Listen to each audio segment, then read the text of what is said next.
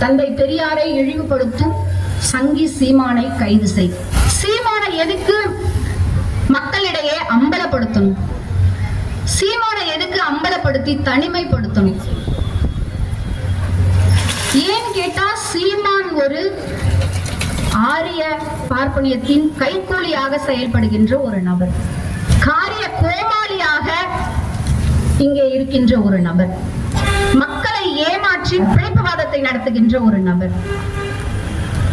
இப்படியே அவரை பத்தி நிறைய சொல்லிக்கிட்டே போலாம். எல்லாருக்குமே தெரிஞ்ச விஷயம்தான், இங்கே புதுசா பேசுவதற்கு ஒன்றும் இல்லை. ஏன்னா அவனை எக்ஸ்போஸ் பண்ணிக்கிட்டே தான் இருக்கான் தினம் தினம். அவனை தனிமைப்படுத்துவதற்கான ஒரே காரணம், நானே யோசிப்பேன், இவெல்லாம் ஒரு ஆளா? இவனுக்காக ஒரு நிகழ்வு நடத்தி இவனை நம்ம பிரபலப்படுத்தணுமான்னு யோசிப்பேன். ஆனால் அவனுடைய பேச்சை கேட்டு தமிழ்நாட்டு மக்கள், ஒரு குறிப்பிட்ட சதவீத மக்கள் அவன் பின்னாடி இருக்காங்க. அந்த மக்களுக்கு அவன் யார் என்பதை தெரியப்படுத்த வேண்டும். அவன் என்ன பேசுறாலும் கை தட்டுற கூட்டமும் அவன் பின்னாடி இருக்கு. பெண்களை வைத்துக் கொண்டே பெண்களை இழிவாக பேசக்கூடிய நாகரிகமற்ற ஒரு தலைவன் அவன் மட்டும்தான். நம்மளும் எத்தனையோ தலைவர்களை பார்த்திருக்கிறோம். என்ன பேசுறோனே தெரியாம, எந்த இடத்துல பேசுறோனே தெரியாம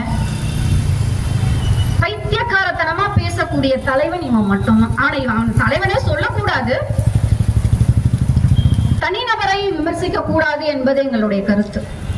ஆனால் இவனை விமர்சிக்காம இருக்கவே முடியல. தந்தை பெரியார் தமிழ்நாட்டின் குறியீடு. அவர் தன்னுடைய வாழ்நாளில் நிறைய இயக்கங்களை கட்டமைச்சிருக்கார், நிறைய மேடைகள்ல பேசியிருக்கார், நிறைய கோரிக்கைகளை வைத்து அவர் செயல்பட்டவர். சொல்லிக்கிட்டே போலாம். பெண் விடுதலைக்காக போராடியவர், சமூக மாற்றத்திற்காக போராடியவர், பார்ப்பனியத்தை எதிர்த்தவர், சாதியை எதிர்த்தவர், கடவுள் மறுப்பாளர், இப்படி நிறைய சொல்லிக்கிட்டே போலாம்.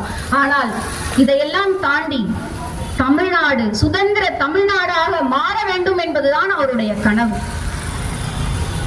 அவருடைய இறுதி மூச்சு வரை, கடைசி கூட்டத்துல இங்க நம்ம தியாகராய நகர்ல அவர் பேசுறார், அந்த கூட்டத்துல கூட தமிழ்நாடு சுதந்திர தமிழ்நாடு அடைய வேண்டும், டெல்லி ஏகாதிபத்தியத்திடம் இருந்து தமிழ்நாடு சுதந்திரம் அடைய வேண்டும் என்பதுதான் அவருடைய முழு மூச்சான கோரிக்கையாக அமைந்தது. அதன் விளைவாகத்தான் அவருடைய கருத்துக்களை ஏற்று அடுத்தடுத்து வந்த திராவிட கழகங்கள் அவருடைய கருத்துக்களை முன்வைத்துத்தான் இந்த தமிழ்நாட்டிலே, இந்தியாவில் மற்ற மாநிலங்களை விட தமிழ்நாட்டில் தான் நாம் ஒருபடி முன்னேறி இருக்கோம். அப்படிப்பட்ட பெரியாரை இழிவுபடுத்துகின்ற இந்த சங்கி சீமானை தான் கைது செய்ய சொல்றோம். நம்ம தமிழ்நாட்டுல பொதுவாகவே என்ன சொல்றது, இந்தியா, நம்ம இந்தியான்னு சொல்றது இல்லை, நம்ம தமிழ்நாடு தான் சொல்லுவோம். இருந்தாலும் இந்தியால மதச்சார்பற்ற நாடுன்னு சொல்லுவாங்க. அதுவும் இந்த தமிழ்நாட்டுல இங்க இருக்கக்கூடிய எல்லாருமே சாதி மதம் கடந்து தமிழர்களாக ஒன்றிணைறோம், நண்பர்கள், இப்படி எப்படி வேணாலும் சொல்லிட்டே போகலாம். ஆனா அவனுக்கு ஓட்டு போடலன்ற ஒரே காரணத்துக்காக கிறிஸ்தவர்களையும் இஸ்லாமியர்களையும் அவன் ரொம்ப இழிவா பார்க்கறான். சைத்தான் பிள்ளைகள், சைத்தானுடைய பிள்ளைகள் சொல்றான். நான் சொல்றேன், இந்த தமிழ்நாட்டுக்கு பிடிச்ச சைத்தானே அவன் தான். அந்த சைத்தானை ஒழிச்சுட்டா நம்ம நல்லா இருப்போம். அவன் சொல்றான் கிறிஸ்தவர்களையும் இஸ்லாமியர்களையும் சைத்தானின் மகன்கள் என்று. அவனுக்கு ஓட்டு போலன்னா அவன் என்ன வேணாலும் பேசுவான். நாங்களுமே கூட இதே இடத்துல அதிமுகவையும் விமர்சிச்சிருக்கோம், திமுகவையும் விமர்சிச்சிருக்கோம். கருத்தியல் ரீதியாக விமர்சனங்கள் வைக்கப்படும். அது எல்லா கட்சிகளுக்கும் அது இயல்பு. அமைப்புகள், கட்சிகள் யாராக இருந்தாலும் கருத்தியல் ரீதியாக மோதுவதுதான் ஒரு அரசியல் நாகரிகம். ஆனால் இந்த முண்டம் தனிநபர் விமர்சனத்தை மட்டும்தான், ஏன்னா அவனுக்கு எதுவுமே தெரியாது. முட்டாள்களால் பெரியாரை புரிந்து கொள்ள முடியாது. அதனால என்ன பண்றான், சொன்னதை சொல்லாததை எல்லாத்தையும் மேடைகள்ல அவதூறாக பேசுவது, பெண்களை வைத்துக் கொண்டு பெண்களை இழிவாக பேசுவது, பெரியார் பேசியதாக கூறுவது.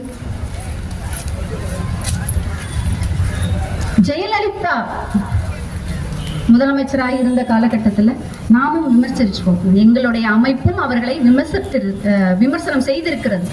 ஆனால் ஆபாசமாக விமர்சித்த அறிவு கட்டம் உண்டோ அவன் மட்டும்தான், வேற யாருமே கிடையாது. ஆனா அதை கூட அந்த அதிமுக தோழர்கள் தட்டி கேட்க மாட்டேங்கிறாங்க.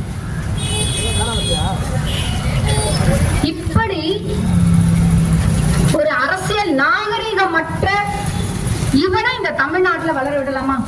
வளர விடக்கூடாது. அதற்காக தான் சொல்கிறோம், இந்த சங்கி சீமானை கைது செய்ய வேண்டும் என்று.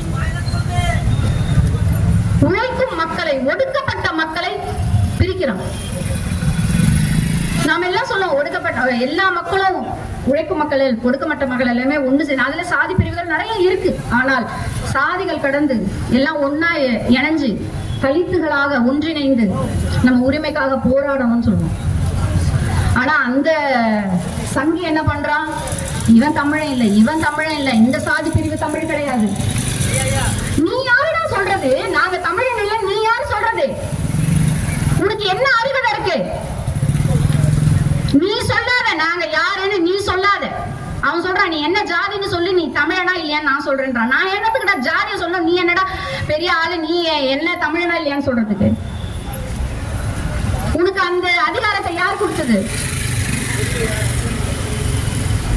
இப்படி உழைக்கும் மக்களை சாதி ரீதியாக பிளவுபடுத்தி தமிழன் இல்லைன்னு சொல்லி ஒரு பக்கம் பேசிட்டு இருக்கான்.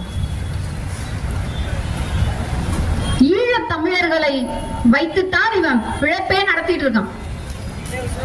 ஈழ விடுதலை போராட்டம் என்பது எவ்வளவு ஒரு மகத்தான போராட்டம். அங்க இருக்கக்கூடிய மக்கள் தங்களுடைய உரிமைக்காக போராடினாங்க.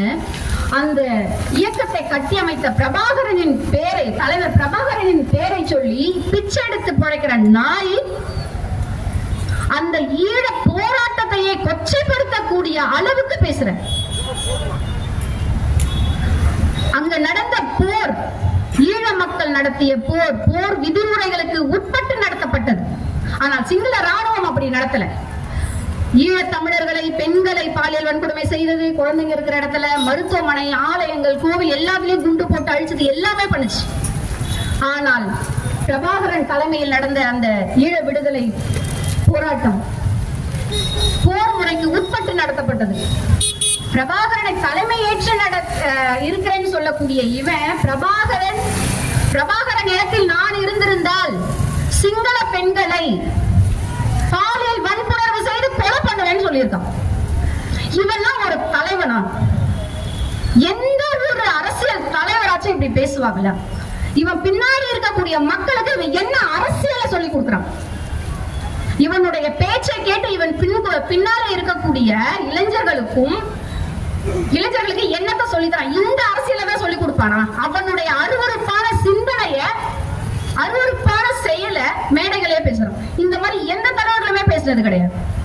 அதனாலதான் சொல்றோம், இவனை, இந்த சங்கி சீமானை கைது செய்யணும். முப்படைகளை வைத்திருந்து ஒரு அரசுதான் வான்படை, தரைப்படை, கப்பற்படையை வச்சு கட்டும். ஆனால் அந்த ஈழத்தமிழர், அந்த இயக்கம், விடுதலை இயக்கம் முப்படைகளை வைத்து போர் நடத்தியது. இன்று உலக அளவில் பேசப்படக்கூடிய ஈழத்தமிழர்களை, அந்த அரசியலை கொச்சைப்படுத்துகின்ற இந்த சங்கி சீமானை கைது செய்ய வேண்டும் என்பதுதான் எங்களுடைய கோரிக்கை. இப்படி எந்த விதமான அரசியலும் அற்ற, கொள்கையற்ற இந்த சங்கி சீமானை கைது செய்ய மட்டும் கூடாது, விரட்டி அடிக்கணும். ஆரிய பார்ப்பனத்தின் கைக்கூலியாக செயல்படுவதுதான் இவனுடைய வேலையே. நம்மளுடைய போராட்டம் 2000-3000 ஆண்டுகள் பார்ப்பனியத்தை எதிர்த்து நடத்தக்கூடிய போராட்டம் தமிழர்களுக்கும் ஆரியர்களுக்கும். தமிழ் சொன்னாலுமே அது திராவிடம் தான். அந்த திராவிடத்தை தனிமைப்படுத்திட்டு இவர் என்ன பண்ண போறாரு? திராவிடத்தை வீழ்த்திட்டு இவர் என்ன பண்ண போறாரு? பார்ப்பனியத்தோட கைகோத்துக்க போறாரு. இந்த திராவிட எதிர்ப்பு என்பது அவன் RSS BJP என்பதை நமக்கு தெல்ல தெளிவாக காட்டுகிறது. ஆகையால் இந்த ஆரிய கைக்கூலி, காரிய கோமாளி இந்த சீமானை கைது செய்ய வேண்டும் என்று மீண்டும் ஒரு முறை சொல்லிக்கொண்டு இத்துடன் என்னுடைய உரையை முடித்துக் கொள்கிறேன். நன்றி, வணக்கம். உலகத்திலே நாம தான் காட்டுமிராண்டிகள்.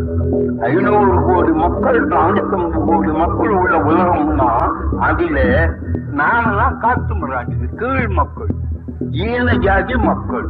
ஆந்திர மக்கள் மேல ஜாதி, பொம்பளை எல்லாம் விவசாயி மக்கள். சாஸ்திரப்படி கடவுள் கட்டளைப்படி எவன் சிந்திச்சா ஆனால மக்களிடத்துல பெரிய வேலை செய்ய வேண்டியது. பத்துக்கிட்டு போட்டு ஆகாது, மருந்துகளுக்கு கொடுத்து ஆகாது, பிடிக்கணும். மேஜர் ஆபரேஷன் பண்ணாதான் நம்ம குட்டி உருப்படி ஆகும்.